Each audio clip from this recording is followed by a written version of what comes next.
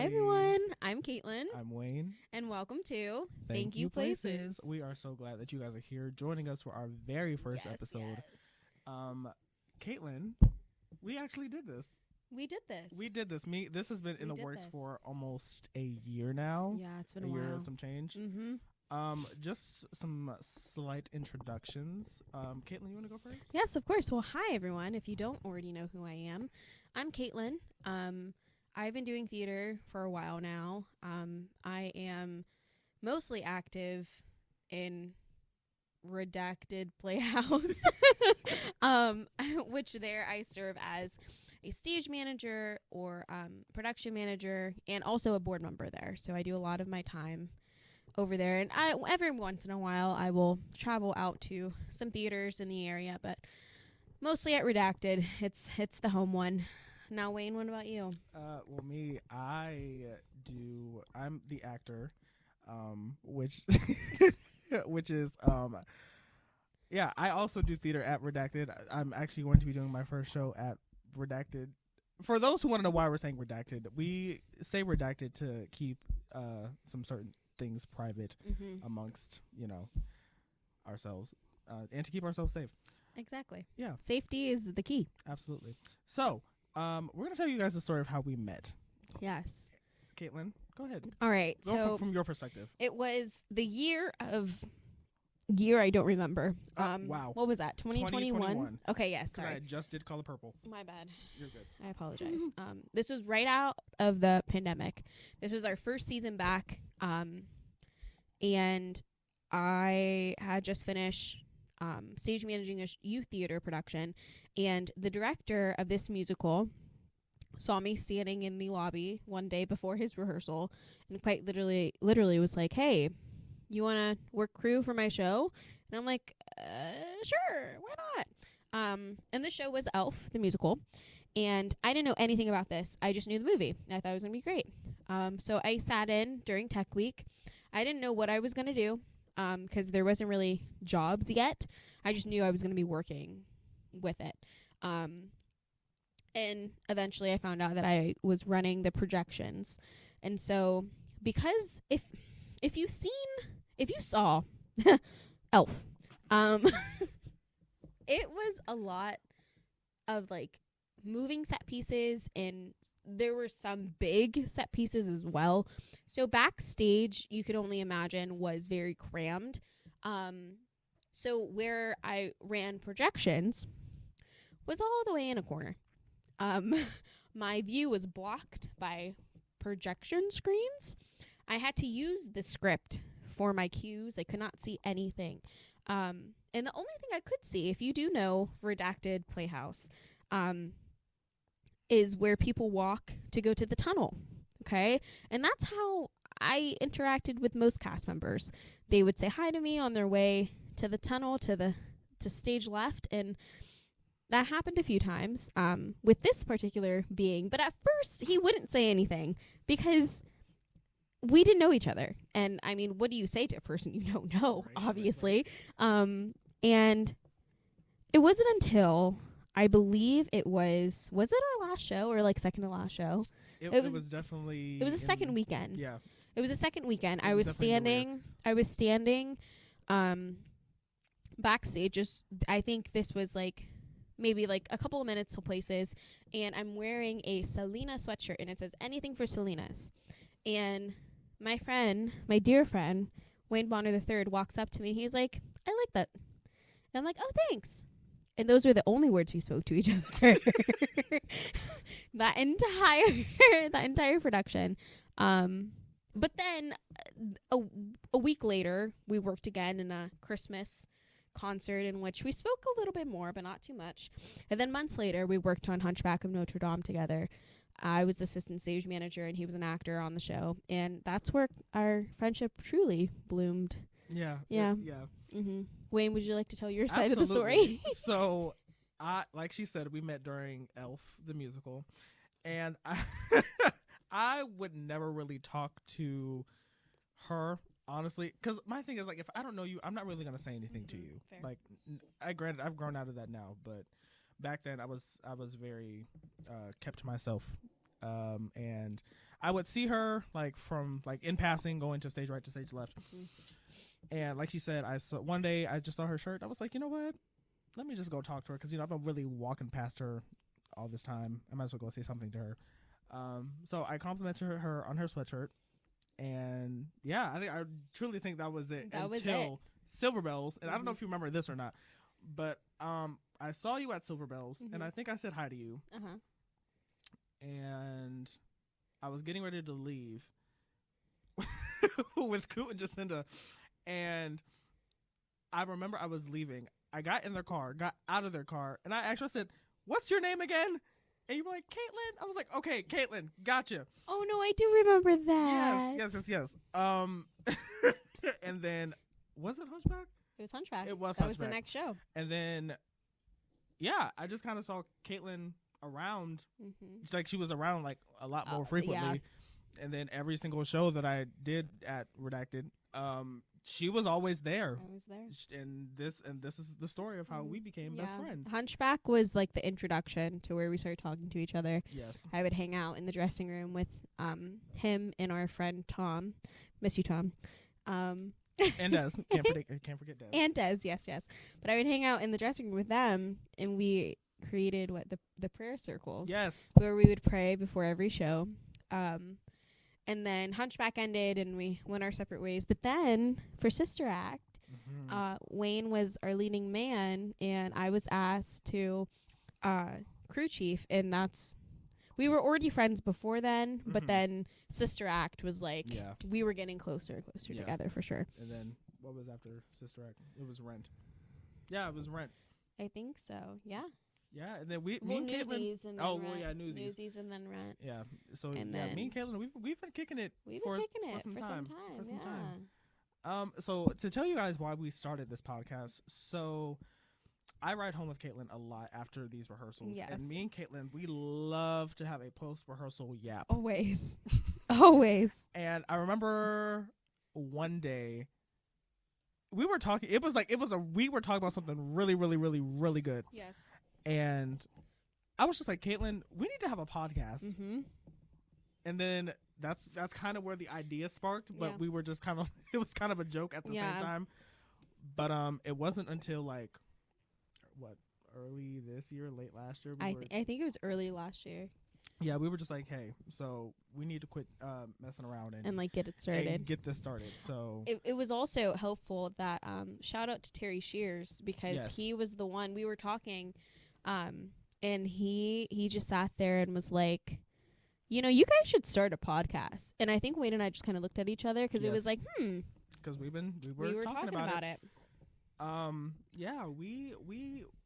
Me and Caitlyn have a lot of big feelings. We sure do. And we thought, what better way to get these big feelings out than to sit in front of a microphone and just talk about them and just talk about them. Yeah. So, Caitlyn,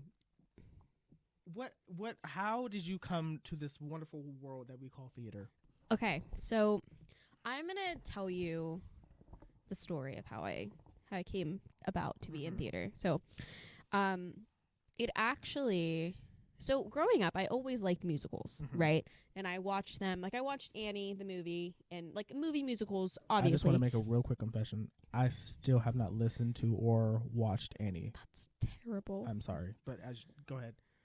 Disgrace. Anyways, so yes, I've always liked movie musicals, and I was a Disney kid, so obviously musicals. And every once in a while, my school would take field trips up to theaters to see shows. My first show at Redacted was Honk. That was my first show here. I went with my school and I saw it. Thought it was really cool, but I didn't know how to get into it, whatever. It wasn't until fast forward to high school.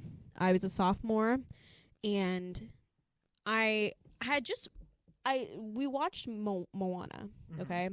And I thought the music was beautiful. And so I started looking more and more into it, of the guy who wrote it, and it just so happened to be Lin-Manuel Miranda. Who she loves so much. I do love. In which I found Hamilton. And I thought that was the most beautiful piece of art that could have ever been created on this earth. to the point where I was like Hamill fan, extreme. And what is really special to me, which a lot of people don't know this about me, but around that same time I found it, which my grandma had passed away. And so I was having a very hard time grieving because we lived in different states. I knew her when I was younger, but growing up, I didn't have that close connection with her like the rest of my family did. And so like when I found out she passed away, I didn't have a reaction. It wasn't until I was listening to Quiet Uptown of Hamilton where like it finally hit me, and like I sobbed for like 2 hours straight. And like that it helped me in a way. And from there, I decided that, okay, well, this thing called theater, it seems fun. Let me try it out. So that following spring, because this was in November of 2016, I believe. That spring, my school was doing Seussical Junior, and I walked into the audition room, and I was like, I'm gonna audition. And then I chickened out, and I was like, I have a sore throat. But I really, but I really want to be a part of this. So how do I do this? And she was like, you know what? You can be my stage manager. And I was like, I don't know what that is, but okay. And ever since then, I've been doing stage management over there. I did stage management. I was stage manager for my my high school for a few years, and then a friend over there started. She was doing stuff at the Redacted Playhouse. Girl, it's okay. Just say it. And she got me to work Spotlight for A Christmas Carol, which would have been December of 2017. And that was my first show at Redacted. And I haven't left since. And now if I were to talk to younger Caitlyn, I think she would be amazed with what I'm doing, because not only are we stage managing, we are helping run a theater. It's something incredible, and I know she will be very proud and happy, because not only are we doing that, but we've stepped on stage a few times. Yes, she has. We have stepped on stage a few times, and it's truly been a fun experience, and I couldn't ask for it to be in a better theater or place. Yeah. That's beautiful. Yeah. Wayne, what about you? Tell us your start. So I grew up in a very small town. Very small town called Ravenna, Ohio. And went to a predominantly white school. So yeah, token black kid over here. in the arts department. Yep. So I always knew that I wanted to sing. Ever since I was a kid, I knew that singing was a passion. Singing was something that I've always wanted to do. I grew up in church singing like every other black almost every other black performer. Amen. Grew up singing in church. But I never necessarily knew that there's something more I could add to singing. So my bus driver, Miss Tiffany Welling, thank you so much for shout out to you. You're amazing. He listened to me sing hymns on her bus as she would take me to school in the morning, because I would sit right behind her. Oh, so that's precious. One day she was like, "Hey Wayne, All City is having auditions for, I want to say it was The Little Mermaid, but I can't remember." And I think I just kind of blew it off like, okay, whatever. The next year, she said, "Wayne, we're having auditions for Seussical. You should come and audition." And I had every intention on going to audition that year, but I got into some serious trouble at school that day. They had to call my mom up to the school and come get me. Wayne, our first shows could have been Seussical together. What in the world? Yeah, but I got into some serious trouble at school that day, which ended me up in ISS. But we're not going to talk about that. Not ISS. Yeah, and then the next year she's like, "Hey, we're doing Shrek this year. Come audition." And I said, "Okay, I actually want to do this time." So I went and auditioned. Honestly, this my first show ever. I know nothing about theater. I know nothing about acting. Nothing. So I go in, sing my songs, and do my lines and whatever. And then that's when, I start catching like the little like the small little theater bug when you're waiting for the casters to come out. And so I'm like, and as a kid, I'm literally posting, like trying to rush to the director, like, hey, put this casters out like right now.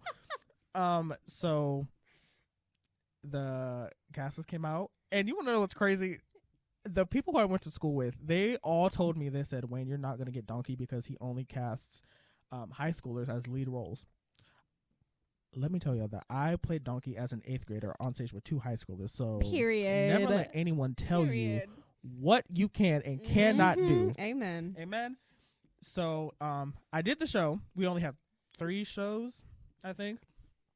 And the moment that I knew that I wanted to be an actor was my first bow. When I bowed, I knew that this is what I'm supposed to be doing and this is what I want to do. Oh. And it was an electrifying. Words. Electrifying. Yes. That. Mm-hmm. It was a great moment that honestly sticks with me forever. Yeah. And I think anytime I do a show and go bow, I have that feeling all over again. Oh. Yeah. That is precious. And I will also say that Baby Wayne, he too would not believe the things that he's done in his future, especially some of the roles that he's played, because he was very limited to what he could play. Right. And also because my school didn't do musicals at all. We did like straight plays. So I never really got to explore that side of me, not until I graduated high school and did the show Dreamgirls. And let me tell you something. That show whipped me into shape and humbled me so bad. They said, you want to be a performer? Okay, we're going to make you one. And and honestly, Dreamgirls that's the show that made me the performer that I am today. So shout out to Trey. Yes, shout out to my father, Javille Maurice. Yeah. So, Caitlyn, what do you want your future to look like theater-wise? Theater-wise, so I want to, as of right now in my theater career, I have stage managed God knows how many shows. Mm-hmm. I have directed a few. I've directed 3, Into the Woods. Oh my God, I was okay. Sorry, sorry guys. Christmas Carol and Excalibur High. Mm-hmm. And I, granted, that was with other directors too. So like I co-directed, assistant directed, whatever. I want to be able, obviously, to do my own show because I have a lot of creative ideas that I would love to put forth on my home theater stage. Mm-hmm. And in particular, those shows, I told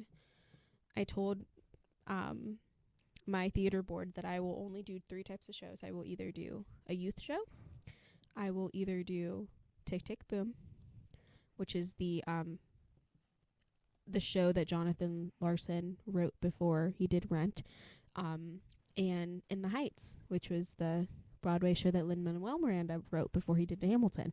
And especially In the Heights, because that show speaks to me more than Hamilton ever did, because it's about the Latino experience, and it's about love and family and how you're growing up, growing up being the perfect child, and then you slip and do something wrong, and it's like, how do you come back from that? Yeah. Which I can relate to in a few different ways. So I would love to be able to put that message on stage. I also want to step more into acting. As you should, sister. I think the theater bug the acting bug has bit me a little. And I would love to get on stage more, because I've done a little bit here and there. And it's been an amazing experience. However, I don't know what shows I would want to be a part of. So I think once the first show, the show that I see that I actually want to be a part of, that will be, maybe you'll see me at auditions. I don't know. Heck yeah, because normally she's working the table. Exactly. The problem is that I either want to, stage manage the show, or, that's it. I'm the stage manager or nothing, because I feel like when you're in the production team, there is a lot of different points that you can see better than an actor. From a stage manager, you were there from the moment the first production meeting happens, which could be up to a month before auditions even happen. So I'm there witnessing the director's ideas of like how many people he wants, what kind of people does he want, like who does he have coming to auditions that he is trying to piece together in these roles and things like that. I love seeing that point all the way up until opening night, where the show is finally on its feet. We have a set, we have costumes, we have lights. It's such a beautiful experience. And if you've never, ever, ever, as an actor, ever stepped foot into the production point, at some point you should. I think it's beautiful. More than the actors putting on the show, there's a different type of beauty to it that a lot of people don't realize. And without your production team, you would not have a show. Right. So you better pay some respects to your production team, your stage managers, directors, all the peoples. But yeah, I think I wanna direct, and I wanna get more on stage. That's my goal. What about you, Wayne? So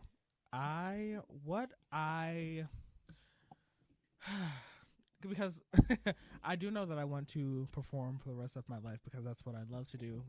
That's I do believe that's just what I'm called to do. Mm-hmm. But one thing that I really hold close, near and dear to my heart is the youth, especially inspiring young Black men and young Black boys to know, like, listen, it is, you don't have to play football. Mm-hmm. You don't have to go play a sport. You don't have to go do anything that someone puts on you. Mm-hmm. You can go literally do anything and anything that you like. Yeah. And that's why I love, especially with our kids. Mm-hmm. Even Shout out to our kids, by the way. Even the two that we have, I'm glad that they're here. Yeah. I'm so glad that they're here. So I just feel like I want to inspire this next generation of young Black men and young Black women, and just even older Black men and Black women who want to be on stage. Yeah. Never too late. It's never too late. Please. And I remember when I first felt the feeling of being a Black boy in theater. Mm-hmm. I went to go see Phantom of the Opera because my school, we too went to go like to Playhouse Square to go watch shows and stuff. Boo, bougie school. We went to Playhouse Square to go watch Phantom of the Opera one year, and I remember I was excited to go see it because I do love Phantom of the Opera. We got in our seats. The show started, and as the show was like progressing on, the Phantom appears. But what I didn't know is that the Phantom was Black. And I said, "Oh my gosh, I think I was a junior, senior in high school." Mm-hmm. And I was like, "There's someone that's on stage that looks like me." Mm-hmm. And I think I probably did cry about it, because it was just the thought of I can do this too. Really, it just overwhelmed me with joy. I completely understand. This is why representation definitely matters. Yes, because absolutely. I felt the same way when it came to Hamilton. Being, Puerto Rican, young Puerto Rican, I didn't see a lot of Puerto Ricans doing theater. It was a lot of white people. Yeah. And it's very important when you see yourself in positions like that, because it gives you that ounce of confidence, like, okay, I can do this too. If they can do it, I can do it. Absolutely. And I remember when I was this was like way before I started doing theater, before I even knew what like being on stage was an option for me. We were reading S.E. Hinton's The Outsiders, and we went to a theater company not too far from where we lived, and they were doing the play. Mm-hmm. Not the current Broadway play, but this was like something that was like done way back in like the early 2010s ish. And I loved it. I was so enthralled from like the beginning of the show, and I went home and I cried. Not because the story was moving or anything. I cried because I thought that there wasn't a place for me on stage. And I went home and just told my mom, I said, I want to do this too, but is that even a thing for me? So I went to school the next day and I was just so down about it. I was just so sad. And people would like, Wayne, what's wrong? I was like, I don't want to talk about it because to me it was embarrassing. Yeah. I thought it was embarrassing that I was crying over something like that. Something that mattered. Something that mattered to me like that.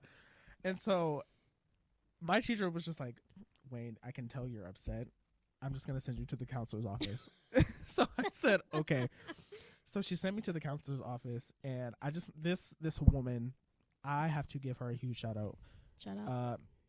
Mrs. Pumper, Shout out to who was Mrs. my Pumper. middle school guidance counselor. I went and basically gave that woman my soul about how I felt.